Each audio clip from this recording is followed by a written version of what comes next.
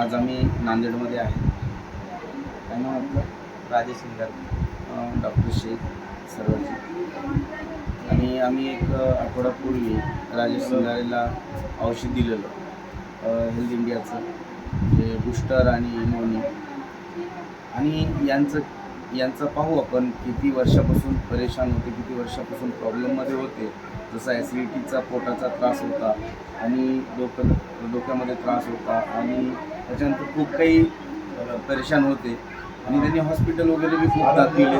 आपण पाहणार आहोत यांचा 8 दिवसाचा जे रिझल्ट आहे, त्यांना काय काय बरं वाटतं. राजीजी, तुम्ही जेव्हापासून आपलं औषध घेतलं तेव्हापासून तुम्हाला काय काय फरक जाणवतो? परत म्हणजे जवळजवळ तर तुम्ही किती हॉस्पिटल दाखवले होते?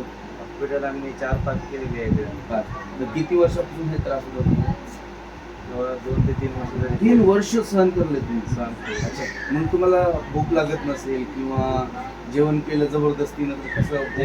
जेवण केल्यानं लेकरं भरपूर डेकर येत होते आणि अजून जळजळ जवळजवळ होणे. तर कामामध्ये वगैरे बी डोकं लागत नसेल. मग आपलं औषध घेतलं तुम्ही 8 दिवस झाले, 15 दिवस झाले? 8 दिवस झाले. 8 दिवस झाले. तर तुम्हाला म्हणजे आम्ही औषध दिल्यानंतर तुम्ही जेव्हा सेवन केलं त्याच्या किती दिवसानंतर तुम्हाला चांगलं वाटलं?